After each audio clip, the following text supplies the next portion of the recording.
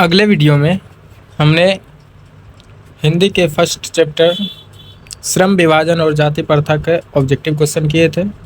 आज के वीडियो में हम अगला चैप्टर विष के दांत, जिसके लेखक नलिन विलोचन शर्मा जी है, उसके टोटल 30 ऑब्जेक्टिव क्वेश्चन करेंगे। तो चलिए वीडियो शुरू करते हैं। सबसे पहला सवाल है, विष के दांत शीर्षक कहानी के कहानीकार कौन है? ऑप्शन नंबर ए है Mohan Rakesh, option number B है कमलेश्वर, ऑप्शन नंबर सी है प्रेमचंद, ऑप्शन नंबर डी है नलिन विलोचन शर्मा। तो विष के दांत शीर्षक नामक कहानी के रचनाकार जो है नलिन विलोचन शर्मा जी है। इसका मतलब ऑप्शन नंबर डी बिल्कुल सही हो जाएगा। अगला सवाल है, गिरधर कौन है? विष के दांत नामक कहानी में गिरधर कौन है? तो ऑप्शन नंबर ए है कासू के पिता, ऑप्शन नंबर बी है मदन के पिता, ऑप्शन नंबर डी है रजनी के पिता, ऑप्शन नंबर डी है शेफाली के पिता। तो इसका आंसर जो होगा वो गिरधर लाल था, मदन का पिता। गिरधर लाल कौन था? मदन का पिता था। तो ऑप्शन नंबर बी बिल्कुल सही हो जाएगा। अगला सवाल है, मदन के ने कासू के कितने दांत तोड़े थे? तो मदन जो है जब लट्टू घुमा रहे थे तो कासू वहाँ पे गए थे लट्टू घुमाने के लिए।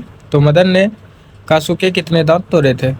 ऑप्शन नंबर ए है 3, ऑप्शन नंबर बी है 1, ऑप्शन नंबर सी है 2, ऑप्शन नंबर डी है 4। तो इसके 2 दांत तोड़े थे। तो ऑप्शन नंबर सी बिल्कुल सही हो जाएगा। अगला सवाल है, नलिन विलोचन शर्मा के माता जी का नाम क्या था? पद्मावती शर्मा, कलावती शर्मा, रत्नावती शर्मा या इंद्रावती शर्मा? तो नलिन विलोचन शर्मा जी के माता का नाम था रत्नावती शर्मा। तो ऑप्शन नंबर सी बिल्कुल सही हो जाएगा। और इसके पिता का नाम था रामावतार शर्मा। अगला सवाल है, नलिन विलोचन शर्मा के कहानियों के में किसके तत्व समग्रता से उभर कर आए हैं? राजनीतिक का, मनोवैज्ञानिकता का, सामाजिकता का या इनमें सभी का? तो इसमें जो है मनोवैज्ञानिकता का तत्व समग्रता से आए हैं। तो ऑप्शन नंबर बी बिल्कुल सही हो जाएगा। अगला सवाल है, मोटर कार को किससे खतरा हो सकता था? ड्राइवर से, मदन से, खोखा से, इंजीनियर से? तो मोटर कार को जो है खतरा हो सकता था तो खोखा से हो सकता था, क्योंकि ये घर के साथ साथ जन्म के साथ साथ घर के अपवाद भी थे, जिसको मोटर कार को जो है खतरा यदि हो सकता था तो केवल खोखा से ही हो सकता था। इसीलिए ऑप्शन नंबर सी सही हो जाएगा। अगला सवाल है कि खोखा खोखी किस भाषा का शब्द है? तमिल का है, भोजपुरी का है या बांग्ला का है या हिंदी का है? तो खोखा खोखी जो है ये बांग्ला भाषा का शब्द है। तो ऑप्शन नंबर सी बिल्कुल सही हो जाएगा।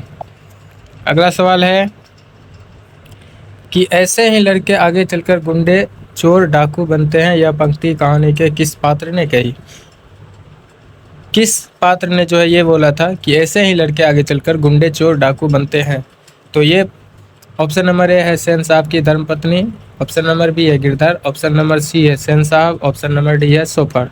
तो जब मदन को पीट रहे थे तो सेन साहब ने जो है कहा था कि ऐसे ही लड़के आगे चलकर गुंडे, चोर, डाकू बनते, इसीलिए ऑप्शन नंबर सी बिल्कुल सही हो जाएगा।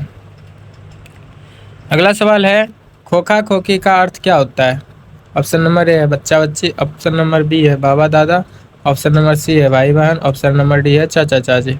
तो खोखा खोखी का अर्थ होता है बच्चा और बच्ची। तो ऑप्शन नंबर ए बिल्कुल सही हो जाएगा। अगला सवाल है कि खोखा का नाम क्या है? किसु, कुसु, कासु या केसु? तो खोखा का नाम जो है कासु था। खोखा का असली नाम क्या था? कासु था।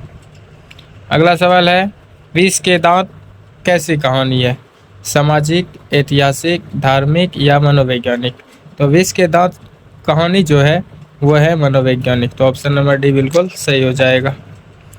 अगला सवाल है कि सेन साहब अपने पुत्र को क्या बनाना चाहते थे? ऑप्शन नंबर ए है बिजनेसमैन या इंजीनियर, ऑप्शन नंबर बी है वकील, ऑप्शन नंबर सी है प्रोफेसर, ऑप्शन नंबर डी है डॉक्टर।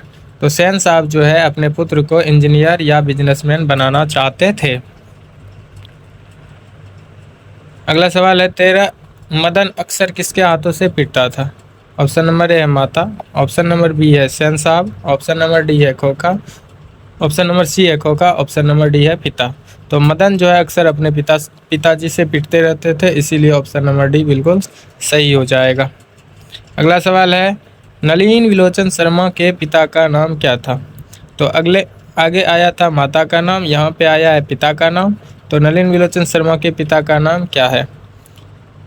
ऑप्शन नंबर ए है पंडित रामावतार शर्मा, ऑप्शन नंबर बी है कृष्णा अवतार शर्मा, ऑप्शन नंबर सी है Mrityunjay Sharma, option number D है दशावतार शर्मा। तो नलिनी विलोचन शर्मा जी के पिता का नाम थे पंडित रामावतार शर्मा। अगला सवाल है कि सेन साहब ने किसे खूब फटकार लगाई? गिरधर लाल को, खोखा को, मदन को, शेफाली को। तो सेन साहब ने जो है गिरधर लाल को फटकार लगाया था। गिरधर लाल को बुला करके मदन के बारे में बहुत सारा फटकार लगाया था। तो ऑप्शन नंबर ए बिल्कुल सही हो जाएगा। अगला सवाल है कि विष के दांत की कहानी किस वर्ग के अंतर्विरोधों को उजागर करती है? निम्न वर्ग का, उच्च वर्ग का, मध्यम वर्ग का या व्यापारी वर्ग का? तो मध्यम वर्ग के वर्ग का आंसर हो जाएगा ऑप्शन नंबर सी। अगला सवाल है कि मदन कासू के किस खेल में शरीक होना चाहते थे? ऑप्शन नंबर ए फुटबॉल के खेल में, ऑप्शन नंबर बी हॉकी के खेल में, ऑप्शन नंबर सी बैडमिंटन के खेल में, ऑप्शन नंबर डी लट्टू के खेल में। तो ये जो है मदन लट्टू के खेल में शरीक होना चाहते थे। तो ऑप्शन नंबर डी बिल्कुल सही हो जाएगा। अगला सवाल है सेन साहब किसके व्यंग से ऐड कर रह गए? पत्रकार महोदय के व्यंग से, मुखर्जी साहब के व्यंग से, सिंह साहब के व्यंग से, गिरधर लाल के व्यंग से। तो पत्रकार महोदय के व्यंग से ऐड कर रह गए।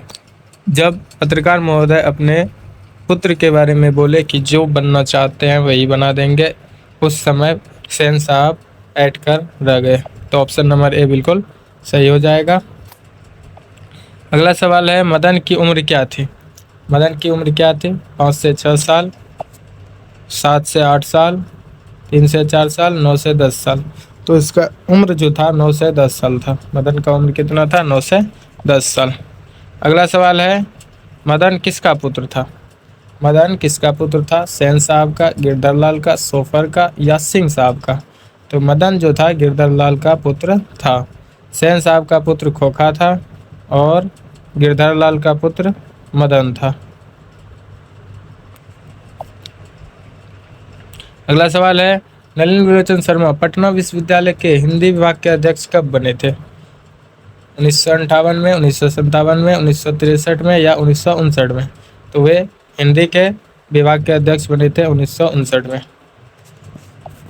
अगला सवाल है नलिनी विलोचन शर्मा जी का जन्म कब हुआ था? नलिनी विलोचन शर्मा का जन्म कब हुआ था? 14 जनवरी 1915, 18 फरवरी 1916, 22 मार्च 1917 या 24 मार्च 1918? तो इसका जन्म जो हुआ था 18 फरवरी 1916 ईस्वी को हुआ था। अगला सवाल है नलिनी विलोचन शर्मा जी की मृत्यु कब हुई थी? ऑप्शन नंबर ए है 12 सितंबर 1961, 14 सितंबर 1961, 16 सितंबर 1961, 18 सितंबर 1961। तो इसका आंसर हो जाएगा 18 सितंबर 1961 ईस्वी।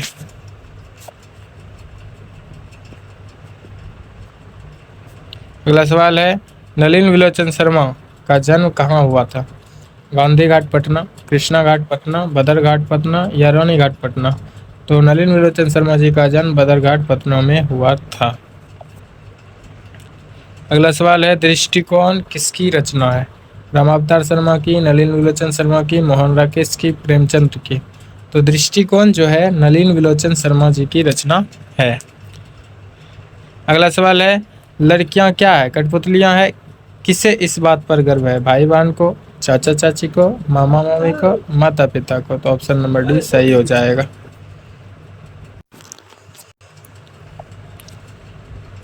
अगला सवाल है कौवों की जमात में शामिल होने के लिए कौन ललक गया? ऑप्शन नंबर ए कबूतर, ऑप्शन नंबर बी है हंस, ऑप्शन नंबर सी है बत्तख, ऑप्शन नंबर है मछली।